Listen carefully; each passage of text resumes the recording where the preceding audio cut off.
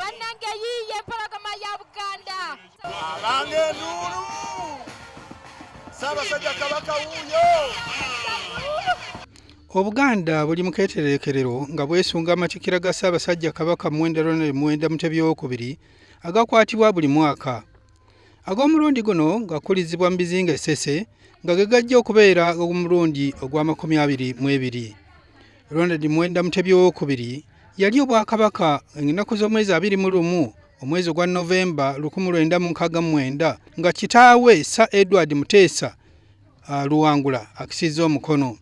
Mu kiseera ekyo obufuzi obw'ensikirano bwali bumaze okuwerebwa gavumenti eyali Prime Minister mu kiseera ekyo Apollo Milton Obote eyali amaze okufuuka President wa Uganda. Kumpi obulamu bwe bwonna obw'ekivubuka Ronald Muwenda Mutebi II yabumala mu buwaŋŋanguse olw'okuba nti wano ku butaka abaali mu buyinza baali tebamwetaagirako ddala. Obote bw'amala okunkumula omukono mu kibya ng'aggibbwako eyali omujaasi we w'oku ntikko Idi Amin Dada, enteekateeka zaakolebwa okuzza enjole ya Sir Edward Muteesa eyali afiiridde mu buwaŋŋanguse. Idi Amin olwamala okukola kino lwe lwamala ekyokuzzaawo bwakabaka ekiziimuula era bw'atyo n'agenda mu maaso n'okufuga Uganda nga takifuddeeko. Yali Pulezidenti Yoweri Kaguta Museveni n'olukiiko olufuzi olw'oku ntikko eyasalawo obwakabaka buzzibwewo mu bitundu gye bwetaagibwa. Abataka ba Buganda baakola enteekateeka ez'amatikkira era bw'atyo Ronald Muwenda Mutebi II n'atuuzibwa ku nnamulondo y'abajjajjaabe.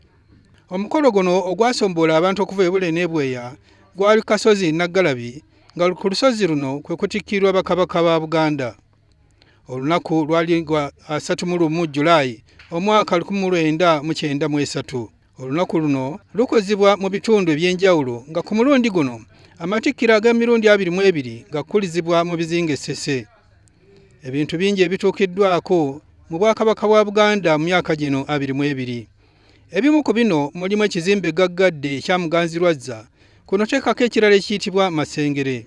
Ebirala mulimu okuzzaawo amasiro ag'ekasubi agaateekerwa omuliro omuntu oba abantu abatannaba kutegeerekeka ne gye buli eno. Ku lwa WBS TV ndi Saul Katabalwa.